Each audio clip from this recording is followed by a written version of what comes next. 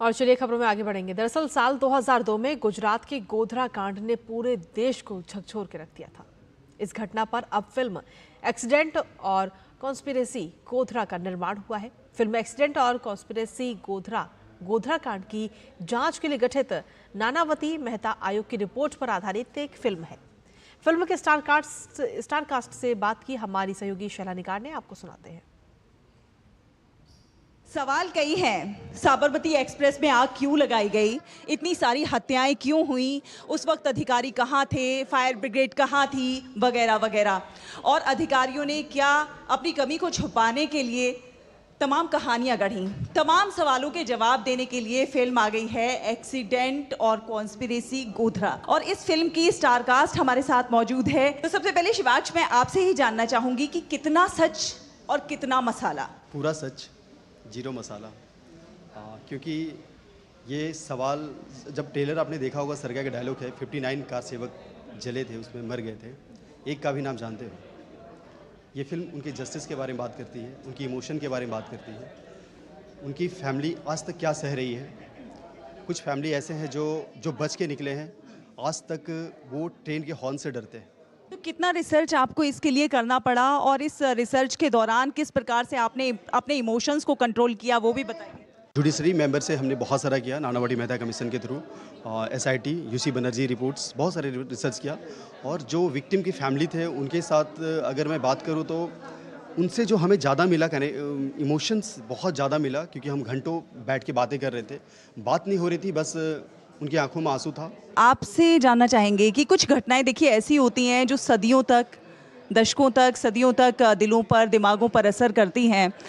आपने ऐसी घटना को चुनाव करते समय क्या सोचा कि ऐसी घटना को सामने लेकर आना चाहिए, और वो भी इतने सालों के बाद? जो कैरेक्टर मैं प्ले कर रहा हूँ, स्टेशन मास्टर देश पांडे, हकीकत में आज भी वो है। उनके परिवार, उनकी बीवी, उनका बच्चा जल गए थे उसमें।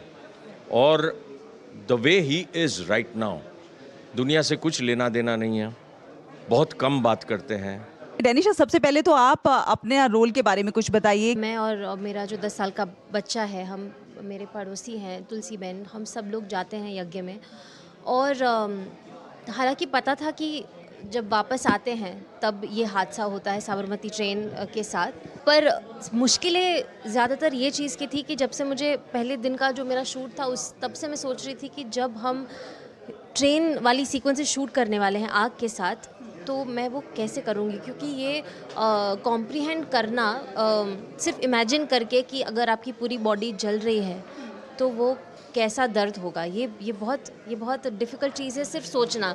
आप, क्योंकि आपने महसूस नहीं किया, हमने कभी इतना जले नहीं हम कि हमको पता कि ये फीलिंग कैसी है।